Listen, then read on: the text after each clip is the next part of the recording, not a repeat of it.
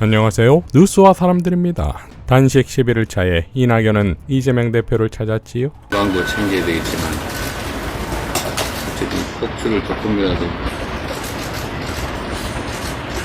막아야 될 것 같아서. 그 싸움은 꽤 오래 걸릴지도 모르니까 지켜야 합니다. 그래.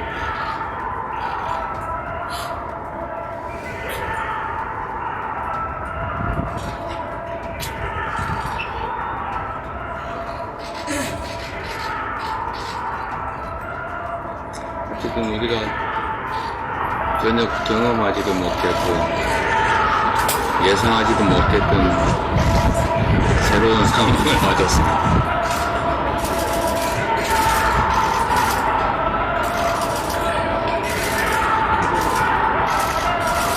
동지들도 많이 걱정을 했을 테니까 동지들 의견을 받아주시고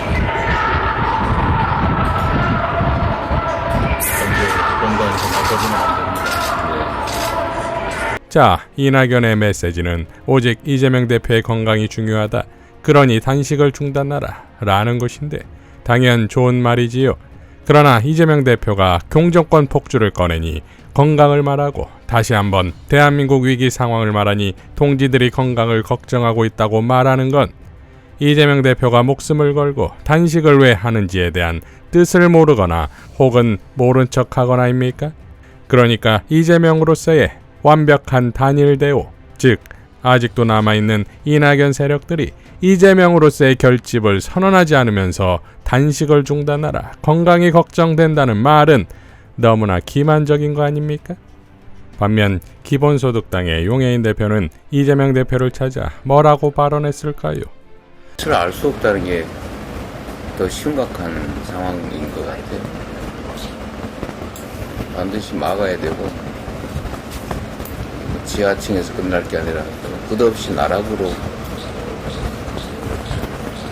나라가 추락할 것 같습니다. 국민들이 탄압했던 박근혜 정권이 어떻게 끝났는지 박근혜 국정농단 사건 수사했던 이재명 대통령이 저는 가장 잘 알고 있을 거라고 생각하고요. 그 싸움을 기본소득당 끝까지 함께 하겠습니다. 자, 함께 싸우겠다. 이게 진짜 동지가 아니겠습니까?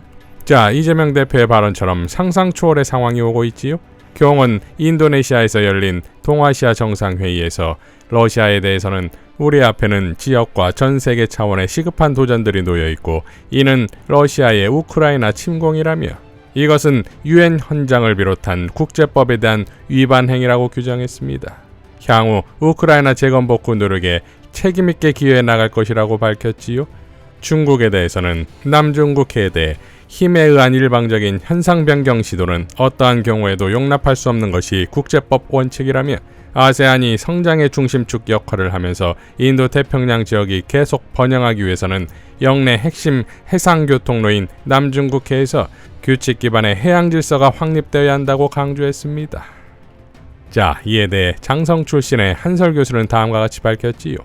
윤석열은 동아시아 정상회담에서 마치 자신이 미국 대통령이나 된 것처럼 거침없이 발언했다. 그 발언의 내용은 마치 세계 정상급 국가의 원수나 할 만한 내용이었다. 문제는 지금의 한국이 중국과 러시아를 정면으로 질책하고 문책할 정도의 실력과 능력을 가지고 있는가 하는 것이다. 한국은 지금 매우 어려운 상황이다. 경제적으로, 안보적으로 매우 위험하다. 한국 경제는 중국 경제에 직접적인 영향을 받고 있다. 한국 경제가 제대로 운신하기 위해서는 중국과의 관계가 부드러워져야 한다. 한국의 중국과의 관계의 가장 중요한 문제는 그것이 한국 경제에 어떤 영향을 주는가가 되어야 하는 이유다. 윤석열은 중국과의 경제적 관계는 전혀 생각하지 않는 것 같다. 중국이 한국을 의도적으로 배제하게 되면 한국 경제는 위기에 빠질 가능성이 높다. 중국이 한국 경제를 무너뜨리려고 마음만 먹으면 별로 어렵지 않다. 중국 경제는 국가가 통제한다. 중국 기업들에게 한국과 교역을 중지하라고 언질만 해도 한국 기업은 어렵게 된다. 중국인들에게 한국 상품 사지 말라고 언질만 주어도 한국 상품은 팔리지 않는다. 중국 정부가 이렇게 시장에 개입하니 나쁘고 그것을 바꿔야 한다고 주장하는 사람들이 있다. 그럴 수도 있다. 그러나 중국을 어떻게 바꾸겠는가? 할 수 없는 일을 해야 한다고 주장하는 것은 무책임한 짓이다. 한국은 중국에게 적응하면서 최상의 이익을 확보하는 것이 우선이지 중국의 체제를 바꾸겠다고 생각해서는 안 된다. 중국 당국이 한국 경제를 어렵게 만들 수도 있지만 그것은 상황에 따라서 바뀔 수 있다는 말이다. 중국이 한국과 관계가 중요하다고 생각하면 한국 상품을 많이 사줄 수 있다는 말이다. 항상 그렇듯이 남을 잘되게 하기는 어려워도 잘못되게 하기는 쉽다. 중국은 자신의 경제적 이익을 조금만 희생하면 한국 경제를 파멸로 이끌 수 있는 방법이 많다. 한국 상품을 사지 않는 것도 그렇고 한국 경제의 구조적 위기를 조장할 수도 있다. 현재 한국 국채를 가장 많이 가지고 있는 국가가 중국이라고 한다. 한국의 금융당국은 중국이 한국의 국채를 얼마나 가지고 있는지에 대한 자료도 제공하지 않고 있다. 불과 얼마 전까지만 해도 제공하던 자료를 감춘 것이다. 만일 한국 경제가 어려울 때 중국이 작정하고 한국 국채를 매도해버리면 한국 경제는 나락으로 떨어질 수도 있다. 앞으로 한국 기업들은 중국과의 교역에서 상당한 불이익을 당할 가능성이 많다. 애플 사태는 바로 그런 모습을 보여주고 있다고 생각하는 것이 옳을 것이다. 중국은 이미 미국과의 경제전쟁에 돌입했다. 앞으로의 세계 경제를 과거와 같은 기준과 관점으로 봐서는 안 된다.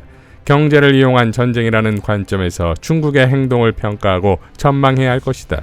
중국은 자신이 경제적으로 성장하지 않더라도 그것이 미국에게 자신의 피해보다 월등한 피해를 강요할 수 있다면 서슴지 않고 그런 길을 선택할 것이다. 경제전쟁에서 미국은 국가 자산을 모두 총동원할 수 있는 중국의 상대가 되기 어려울 것이다. 이런 상황에서 윤석열은 자신이 어떤 처지에 있는지도 모르고 말을 하고 있다. 윤석열의 말은 세계 최고 강대국이나 할 수 있는 정도의 수준이다. 아마 전 세계에서 이번에 윤석열이 말한 것과 같은 내용을 떠들 수 있는 나라는 미국밖에 없을 것이다. 미국도 대통령이 그렇게 대놓고 말하지는 못한다. 윤석열이 그 못난 입으로 한국의 위기를 스스로 자초하고 있는 것이다. 앞으로 중국이 어떻게 나올지가 걱정된다. 왜 윤석열이 저지른 짓을 민초가 고민해야 하는지 모르겠다. 라고 일갈했습니다. 자, 경이 남중국해를 건든 것이 디테일적으로 매우 심각한 사안인 이유가 또 있지요. 이혜영 교수는 다음과 같이 밝혔습니다.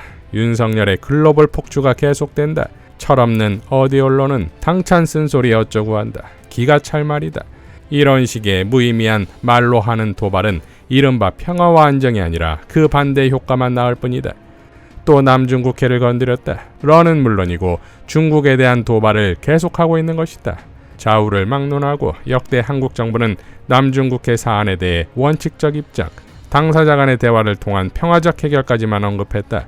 윤석열은 이 원칙을 간단히 무시하고 대놓고 중국을 비난하고 나섰다. 남중국해는 중국의 핵심 이익이다. 즉 유사시 군사적 충돌도 불사한다는 말이다. 그리고 또 윤석열은 규칙 기반 질서, 즉 미국을 위한 미국에 의한 국제 질서를 외우고 나섰다. 남중국해 문제에 대한 유엔 해양법 협약을 들고 나왔다. 이는 곧 2016년에 국제중재재판소의 남중국해 결정을 말하는 것이다. 여기에 대해 이미 중국은 해양법 관련 조항의 적용 배제를 진즉 선언했고 이 중재 심리에 처음부터 불참했다. 그럼에도 철저하게 미국의 이익을 위해 국제중재법원은 중국을 배제한 궐석 재판을 통해 가장 미국과 서방에 유리한 소위 판정을 내렸다. 그리고 남중국해에는 단 한 개의 섬도 존재하지 않는다고 했다. 그래서 자원회복으로 알려진 이 수역에 대해 숟가락을 올릴 법적 근거를 만든 것이다. 그런데 이 극도로 복잡한 이 사안에 우리가 함부로 끼어들어서는 안 되는 것이 소위 이 중재에 의하면 독도는 섬이 아닌 것이다. 독도는 암석일 뿐이다. 섬이 아니라 암석이기 때문에 200km 배타적 경제수역도 적용되지 않는다. 독도가 섬이 아니기 때문에 독도에 저반시설이나 생활시설을 설치하는 것은 해양오염으로 간주된다. 남사군도에 중국이 군사시설을 만드는 것과 우리가 독도에 경비대 상주시설을 만드는 것이 동일한 행위가 된다는 말이다. 지금 일방적으로 미국 편을 들어 항행의 자유 어쩌고 하다 보면 결국 우리 발등을 찍을 수 있다는 말이다. 우리도 해양법 협약에 영해 주권을 유보했다. 중국도 마찬가지였다. 하지만 국제중재재판소는 그럼에도 이를 무시하고 궐석 재판을 강행했다. 미국과 서유럽은 남중국해 등과 같은 섬이 없다는 지정학적 특성이 있다. 영해 주권을 최대한 축소하는 것이 자신들의 이익이다. 그러다 보니 독도도 섬이 아닌 암석이 되는 것이다. 최악의 경우 일본이 이 해양법 협약을 근거 당사자 합의를 전제로 절차를 개시하는 국제사법재판소가 아니라 국제중재재판소 중재에 회부하면 중국처럼 우리가 거부하더라도 궐석 심리가 개시되는 것이다. 그리고 우리가 이번에 국제중재재판소의 결정을 국제적으로 옹호했기 때문에 동일한 논리를 독도에 적용하는 것을 뭐라고 반대하기도 어렵다. 북중러 군사동맹과 한미일 군사동맹의 힘의 크기를 냉정하게 봐야 한다. 미국은 지정학적으로 거리가 깡패라고 아무리 빨라도 지상군 증원에 며칠 몇 주는 걸린다. 중러는 사실상 접경국이다. 미국은 역외 강국일 뿐이다. 그리고 어디가 군사적으로 우위인지 간파하는데 긴 시간이 필요치 않다.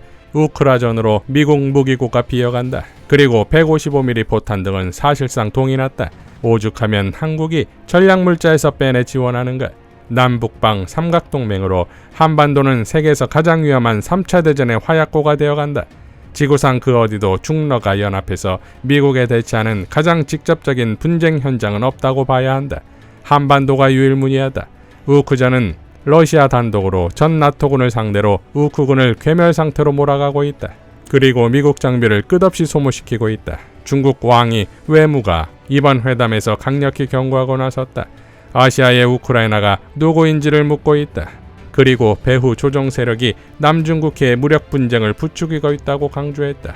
나는 대만이 아니 일본조차도 국제 무대에서 이렇게 대놓고 중국과 러시아에 대해 동시에 군사적 대결 노선을 부추기는 것을 본 적이 없다. 진정 윤석열 정부는 아시아의 우크라이나 그리고 3차 세계대전의 방아쇠가 되고 싶은가? 라고 일갈했습니다. 자, 그러니까 어느 하나 경정권의 외교에는 국익이 없다 이겁니다. 미국과 일본의 국익을 위한 글로벌 호구일 뿐이고, 그러니 북중러의 입장에선 빌런도 이런 웃기는 빌런이 없는 거지요. 그러면서 정작 우리의 영토인 독도를 뺏길 판이고 간에 전쟁판을 스스로 만들고 있으니 도대체 이런 정권이 지구상에 대한민국 말고 있겠습니까? 이런 정권을 뽑을 국민은 전 세계 어디에도 없을 테니 말입니다. 국내뿐만 아니라 국제적으로도 경정권은 폐기 대상일 뿐입니다. 이상 뉴스와 사람들이었습니다. 시청해 주셔서 감사드립니다.